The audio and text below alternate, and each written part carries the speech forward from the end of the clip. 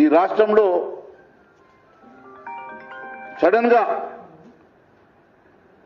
రాత్రికి రాత్రే వేల కోట్లకు పరుగులెత్తినటువంటి వ్యక్తి. ఒక గుత్తేదారి మంత్రి అయితే ఎట్లా ఉంటుందో,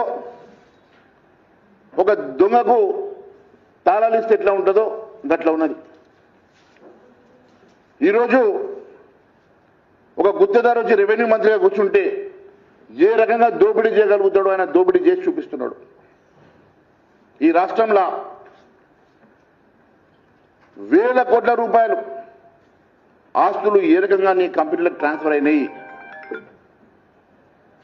వేల కోట్ల రూపాయల ఆస్తులు మీ కంపెనీకి రాత్రికి రాత్రి ఎట్లా బదలాగవుతా ఉన్నాయి, నీ 103 షెల్ కంపెనీల సంగతి ఏంది,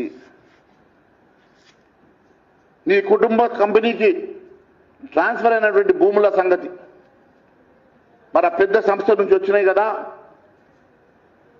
నీ కంపెనీ పేరు మీద ఒకే సంస్థ దగ్గరికి వెళ్ళి 15,000 కోట్ల రూపాయల విలువైనటువంటి భూములు ట్రాన్స్ఫర్ అయిన మాట వాస్తవం కాదా? అది నీ కుటుంబ సంస్థ కాదా? దాంతోపాటు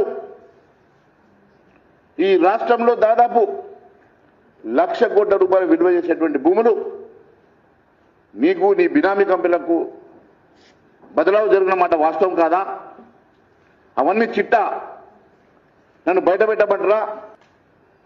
ఈరోజు నేను అడుగుతా ఉన్నాను 22 గురించి. ఎందుకోసం 22 ABCD ఏదన్నా ఉన్నది ప్రభుత్వానికి, ఎండోమెంట్కి, వక్ఫ్ బోర్డుకి, ప్రభుత్వానికి అసైన్ భూములకు మాత్రమే పెట్టేటువంటి ఆ 22A ఈరోజు ప్రైవేట్ భూములకు ఎందుకోసం పెడతా ఉన్నారు? మరి మీరే పెడతారు ఎందుకు, మీరే తీస్తారు ఎందుకు? మరి మీరు ఇప్పటి వరకు ఎన్ని లక్షల ఎకరాల భూమి 22Aలకు ట్రాన్స్ఫర్ అయిందో,